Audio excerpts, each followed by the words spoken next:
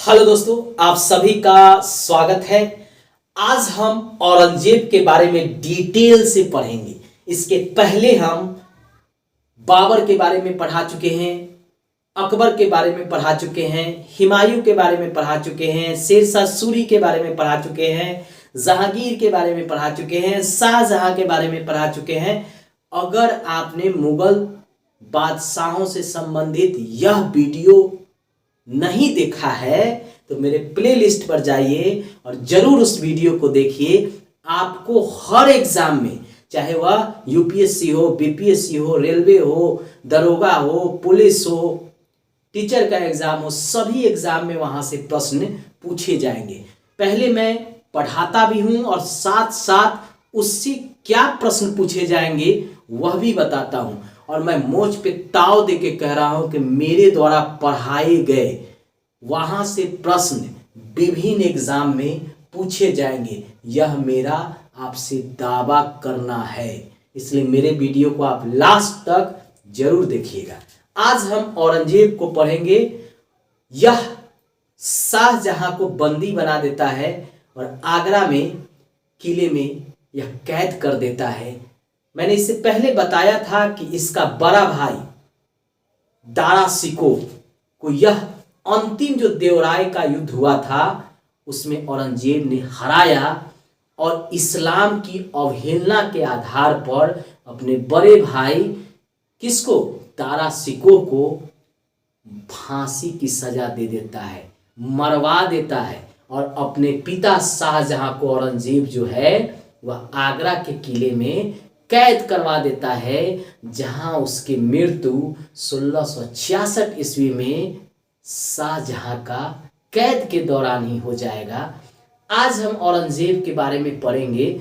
कितना क्रूर शासक था यह औरंगजेब, इसने कितने हिंदुओं का खून बहाया और फिर भी हिंदू मनसबदारों की संख्या इसकी सेना में सबसे अधिक था।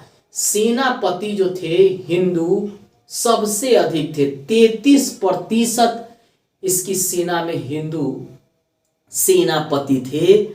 सबसे ज्यादा मनसबदार औरंगजेब के समय ही हिंदू थे। हम एक एक कर पढ़ाएंगे, डिटेल से पढ़ाएंगे। लास्ट तक वीडियो को देखना पड़ेगा और तब यह आप तय करेंगे कि यह कितना औरंगजेब क्रूर शासक था और किस तरह इसने भारत में शासन किया था। चलिए एक एक कर हम जानते हैं। औरंगजेब ने सबसे पहले आगरा में क्या हुआ, बादशाह घोषित किया गया। यानी शाहजहां के बाद औरंगजेब जो है आगरा में ही अपना ताजपोशी कराया, यानी बादशाह घोषित हुआ। तो आगरा में यह बादशाह बनाया गया, यानी राजा बना। ठीक है, कब?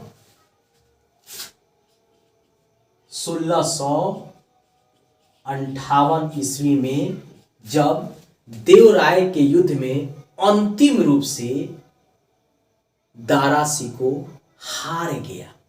तो आगरा में ही यह अपने आप को बादशाह घोषित कर दिया। उसके बाद जो है यह दिल्ली पहुंचता है और दूसरा बार दिल्ली में यह अपना ताजपोशी कराता है। यानी दूसरा बार दिल्ली में बादशाह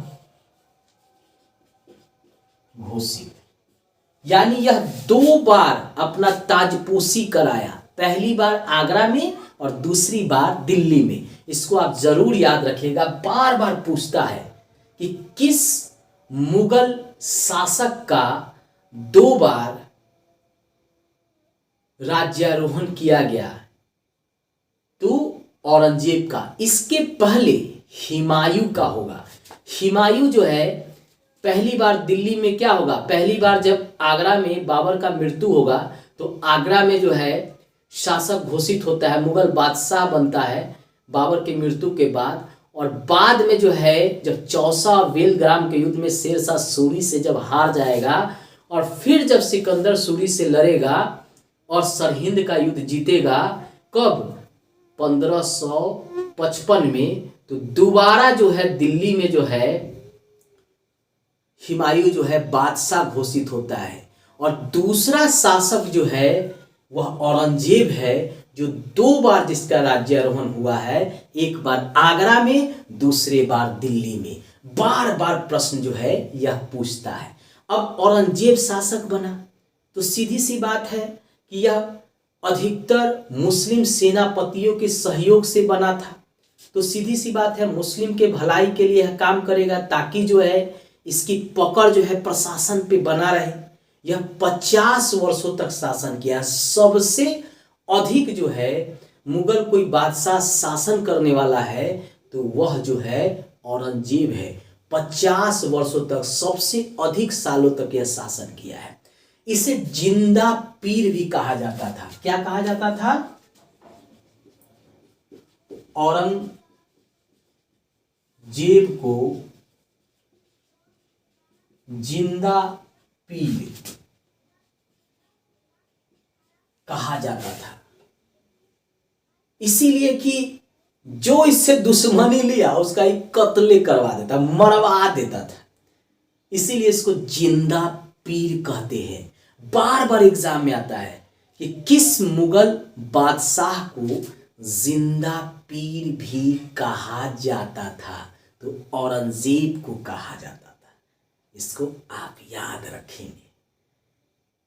इसके अलावा औरंगजेब ने इस्लाम धर्म के विकास के लिए तथा शरीयत के अनुसार प्रशासन चलाने के लिए इसने संगीत पर प्रतिबंध लगा दिया था।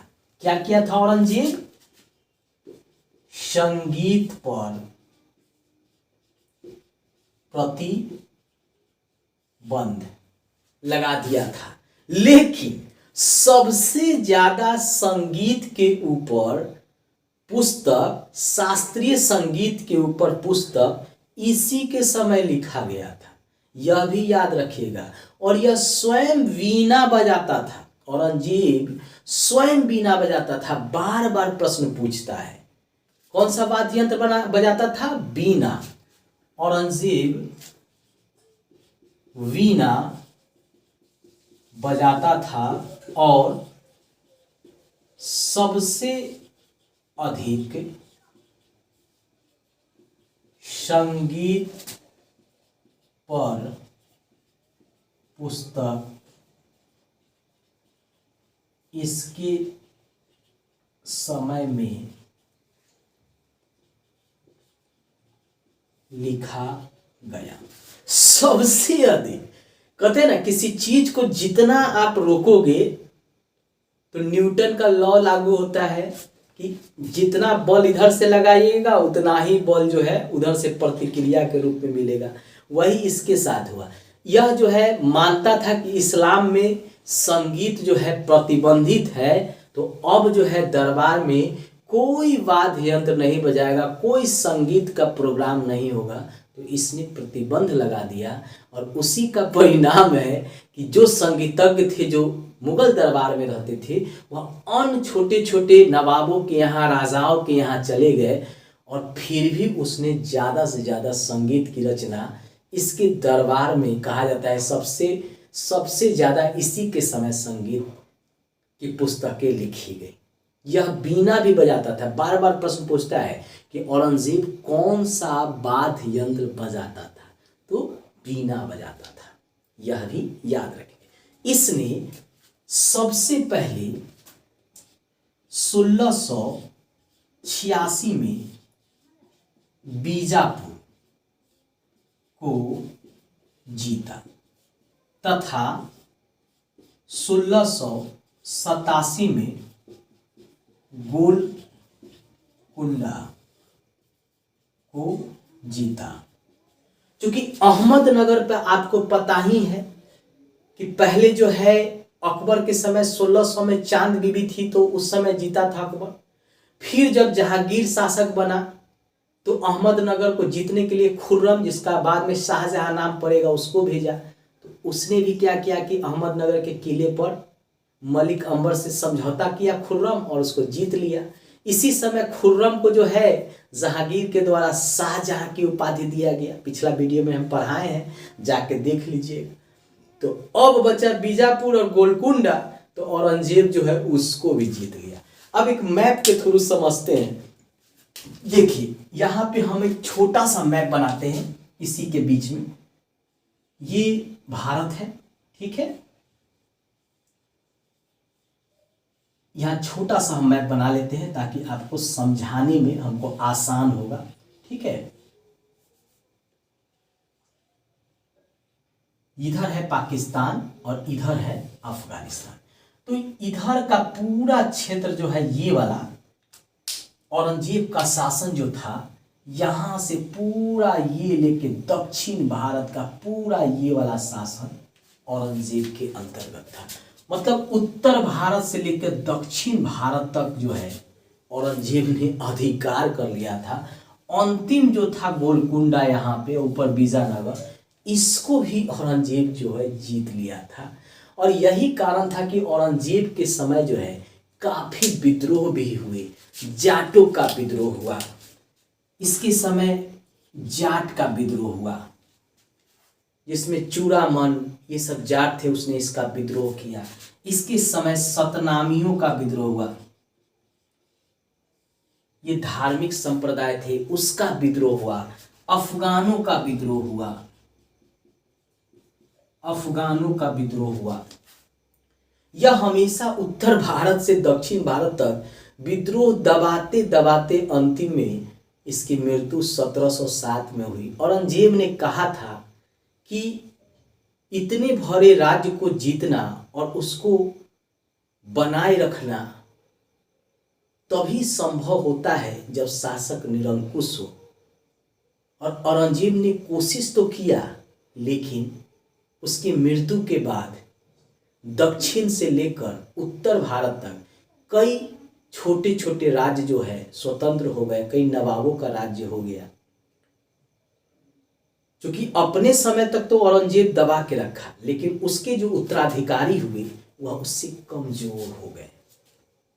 इसीलिए नेपोलियन प्रथम ने कहा था कि जिस तरह स्पेन के फोड़े ने हमें बर्बाद कर दिया, उसी तरह औरंगजेब के समय होने वाले विद्रोह ने उसको तबाह कर दिया। इसको भी याद रखिएगा।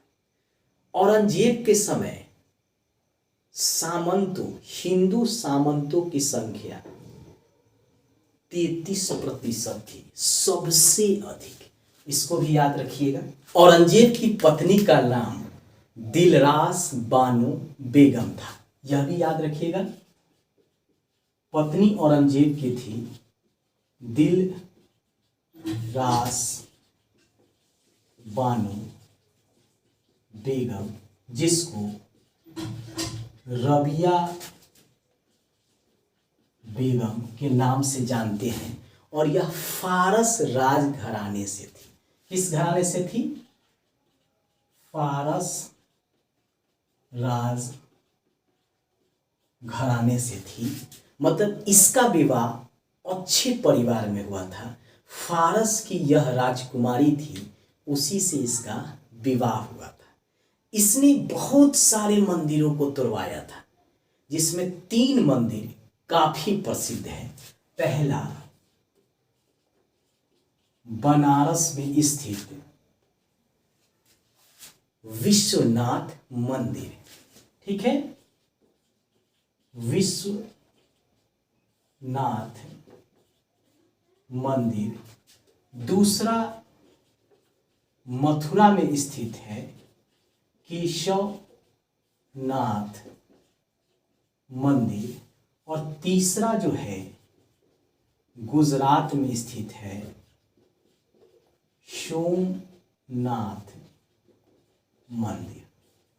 इस तीनों मंदिर को इसने ध्वस्त करा दिया, यानी तुड़वा दिया था।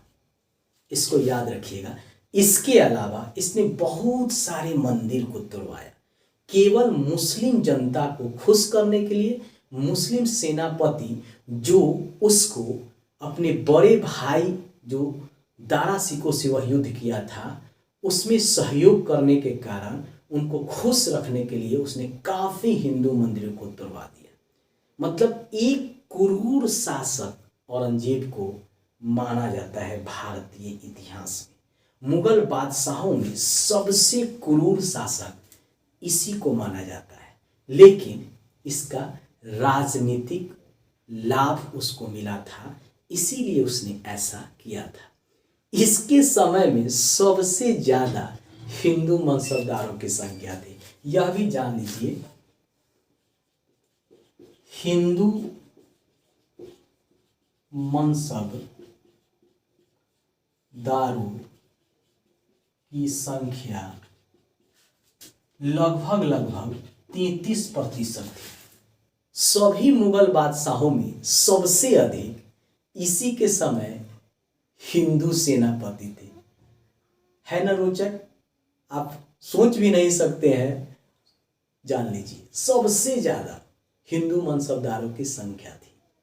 इसके समय ही 1665 में पुरंदर की संधि हुई थी। ठीक है, 1665 ईस्वी में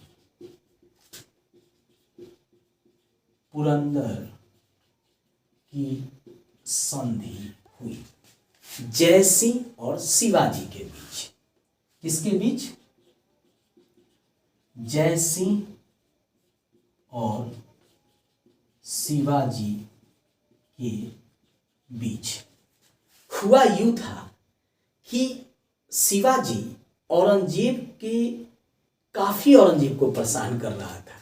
मतलब बार बार वो औरंगजेब जो है शिवाजी को पकड़ने के लिए सेना भेजे और शिवाजी भाग जाए और अपना क्षेत्र का विस्तार करते रहे महाराष्ट्र में। अब इससे जो है औरंगजेब बहुत खिन्न हो गया और बोला कि ना, इसको अमकीदार पकड़ के बंदी बना के इसकी हत्या कर देना है। इसने अपना प्रमुख सेनापति जो था जय सिंह उसको इस काम में लगाया कि आप जो है शिवाजी को बंदी बनाओ या उसको घुटने पर लेके आओ। अब मराठा लोग तो जल्दी घुटना पे आता नहीं है। अब जय सिंह गए, ये भी राजपूत शासक, वो भी मराठा, शिवाजी भी मराठा, दोनों के बीच युद्ध हुआ। लेकिन शिवाजी को लगा कि अभी हमारी स्थिति जो है कमजोर है, तो उसने जय सिंह के साथ संधि कर लिया, जिसमें उसे कुछ किला अपना जो उसके क्षेत्र में था उसको मुगलों को देना था। और इसी पर मोहर लगाने के लिए आगरा में औरंगजेब के सामने शिवाजी को उपस्थित होना था और शिवाजी का पुत्र संभाजी को औरंगजेब के द्वारा मनसबदारी 5000 का दिया जाने वाला था। और इसीलिए शिवाजी आगरा में औरंगजेब के सामने उपस्थित होता है। लेकिन शिवाजी की वहां पे क्या की जाती है?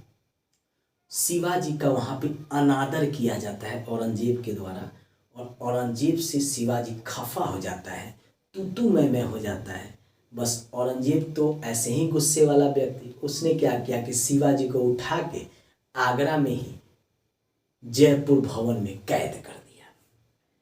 अब शिवाजी चालाक था, उसने वहां के जो कैदी, जहां वह कैद था, वहां पे जो प्रशासन थे, मतलब जो सैनिक थे, उसको कुछ घूस दे के शिवाजी वहां से भाग गया। मतलब औरंगजेब के कैद से जो है भाग गया और फिर जाके वह अपना जो है शिवाजी राज विस्तार करता है। उसको हम नेक्स्ट वीडियो में जब मराठा पढ़ाएंगे तो उसमें हम डिटेल से पढ़ाएंगे। यहाँ पे जो मेन फैक्ट है औरंगजेब से संबंधित उसी को जानते हैं। अब हुआ जय सिंह और शिवाजी के बीच जो है क्या हुआ? संधि हुई। ठीक है, अब संधि के दौरान जो है आगरा में औरंगजेब के सम्मुख शिवाजी को उपस्थित होना था। शिवाजी उपस्थित भी हुआ, लेकिन जयपुर भवन में शिवाजी को कैद कर दिया गया। बाद में क्या होता है, शिवाजी यहां से भाग जाता है। ठीक है, यहां से शिवाजी भाग जाता है। शिवाजी यहां से भाग गया, बाद में उसने राज विस्तार किया। इसी दौरान औरंगजेब जो है बीजापुर और गोलकुंडा पर भी अधिकार कर लेता है। कब? 1686 ईस्वी में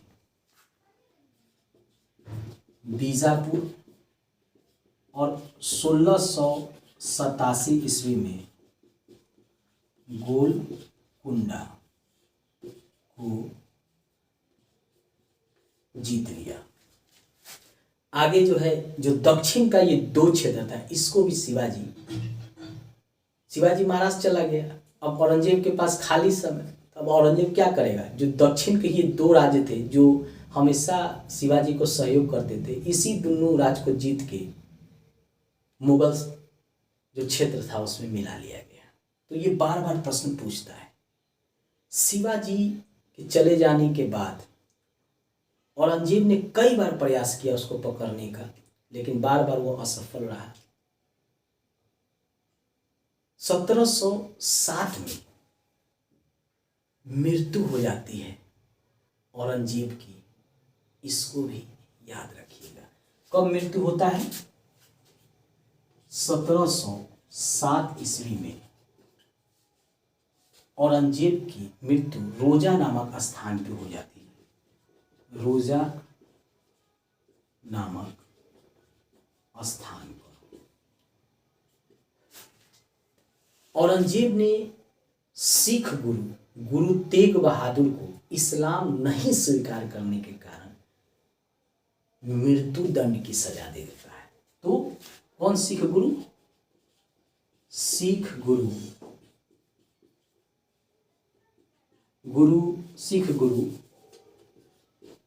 तेग बहादुर को औरंगजेब इस्लाम न स्वीकार करने पर मृत्युदंड। अगला शासक औरंगजेब का पुत्र मुअज्जम बनेगा, जो बहादुर शाह के नाम से शासक बनेगा। हम नेक्स्ट वीडियो में उसके बारे में देखेंगे। आइए हम औरंगजेब से संबंधित प्रश्नों को भी देखते हैं। पहला प्रश्न है कि औरंगजेब का राज्याभिषेक पहली बार कहाँ हुआ था? ये पहला प्रश्न है। औरंगजेब का राज्याभिषेक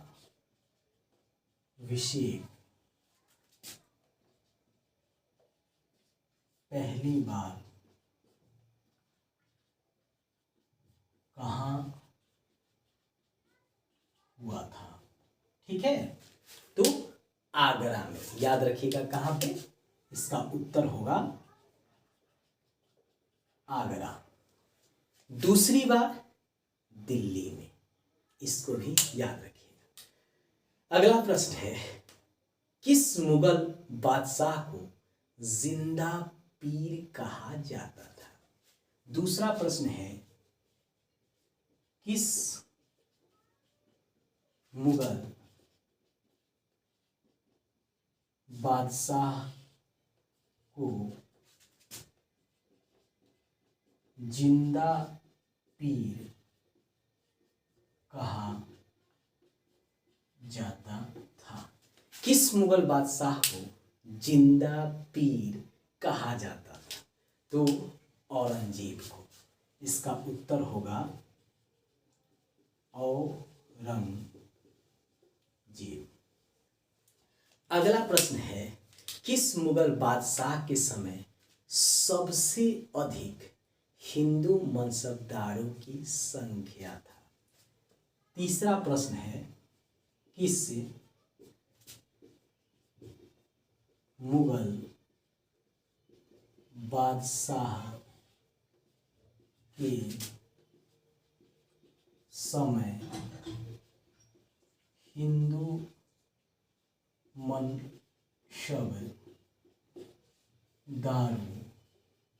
की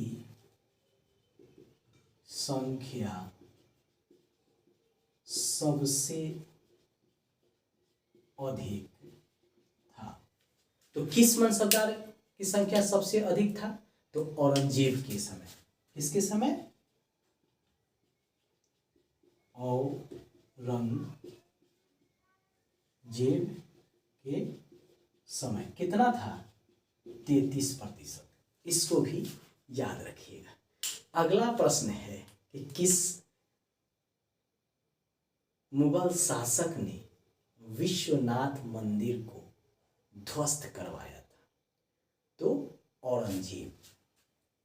अगला प्रश्न है, किस मुगल शासक ने विश्वनाथ मंदिर को ध्वस्त करवाया था, यानी तोड़वाया था? तो औरंगजेब। तो इसका उत्तर होगा औरंगजेब। अगला प्रश्न है, कौन मुगल बादशाह वीणा बजाता था? यह भी बार बार पूछता है। कौन मुगल बादशाह वीणा बजाता था? तो इसका उत्तर है औरंगजेब। तो इसका उत्तर होगा औरंगजेब। चलिए कुछ और प्रश्नों को देखेंगे। प्रश्न है, किस मुगल बादशाह के समय तेग बहादुर को मृत्यु की संज्ञा? अगला प्रश्न है, किस मुगल बादशाह के समय गुरु तेग बहादुर को इस्लाम न स्वीकार करने पर फांसी दिया गया? तो औरंगजेब। ठीक है, इसका उत्तर होगा औरंगजेब। तेग बहादुर का हम इस्लाम स्वीकार नहीं करेंगे। औरंगजेब का ले भैया इसको मार दो। दिल्ली में ही जो है जिंदा जो है तेग बहादुर को कटवा दिया जाता है। मतलब नृशंस हत्या जो कहा जाता है वही हुआ था इसके साथ। अगला प्रश्न बनता है कि किसने झरोखा दर्शन को बंद करवा दिया था? ठीक है, अगला है, किसने झरोखा दर्शन को बंद करवा दिया? औरंगजेब ने। यही मुगल बादशाह था जो झरोखा दर्शन को बंद करवा देता है। तो इसका उत्तर होगा औरंगजेब। अगला प्रश्न है कि औरंगजेब ने किस दक्षिण के 2 राज्यों को जीता था? या बीजापुर को औरंगजेब ने कब मुगल क्षेत्र में मिलाया था? ये भी प्रश्न बनता है। बीजापुर तथा गोलकुंडा को औरंगजेब के द्वारा कब मुगल क्षेत्र में जीत कर मिलाया गया था? कब मिलाया गया था ये भी याद रखिए। देखिए बीजापुर को जीता था कब? 1686 ईस्वी में, तथा गोलकुंडा को जीता था 1687 ईस्वी में। ईस्वी सन में कंफ्यूजन नहीं कीजिएगा, बार बार एग्जामिनर फंसाता है। तो हमेशा याद रखिएगा कि 1686 में बीजापुर को जीता औरंगजेब और 1687 में गोलकुंडा को जीता था। बार बार पूछता है। अगला प्रश्न है कि किस मुगल बादशाह के समय पुरंदर की संधि हुई थी? अगला क्वेश्चन है किस मुगल बादशाह के समय पुरंदर की संधि हुई थी? तो औरंगजेब के समय। ठीक है, तो इसका उत्तर होगा औरंगजेब के समय। अगला प्रश्न है लास्ट 10वां प्रश्न कि शिवाजी को बंदी बनाकर कहाँ रखा गया था? तो जयपुर भवन में, याद रखिएगा। अगला इसका उत्तर होगा जयपुर भवन।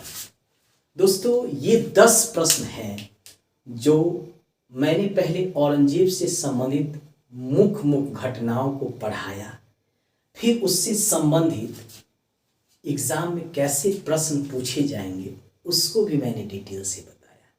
और मैं दावा कर रहा हूँ कि अगर मेरा प्रत्येक दिन आप वीडियो देखेंगे तो जीके में आपको कभी दिक्कत नहीं होगा और आराम से चैप्टर बाय चैप्टर जो है प्रश्न को भी आसानी से याद कर लेंगे। और विभिन्न एग्ज़ाम, चाहे वह एसएससी जीडी हो, पुलिस का एग्ज़ाम कोई हो, दरोगा का एग्ज़ाम हो, पीसीएस कोई हो, यूपीएससी हो, रेलवे हो, बैंक हो, सभी में यहाँ से प्रश्न जो है आपको देखने को मिलेंगे। इसलिए लास्ट में तो हम यही कहेंगे कि भैया मेरे चैनल को भी सब्सक्राइब कर लो, लाइक कर दो, शेयर कर दो, नोटिफिकेशन पर जाके अपने विचार लिखो, किस तरह का वीडियो चाहिए बताओ, और अंतिम में बाबू घंटिया को दबा लो ताकि मेरा वीडियो जब भी हम लोड करें आप तक पहुंच जाए और फ्री ऑफ कॉस्ट यह पगला टीचर पढ़ा रहा है, बिना पैसा का लाभ उठाओ। इसी को पढ़ने के लिए लाखों का फीस देके कोचिंग में जाते हो और हम फ्री में पढ़ा रहे हैं, तो उसका लाभ तो उठाओ। Bye bye.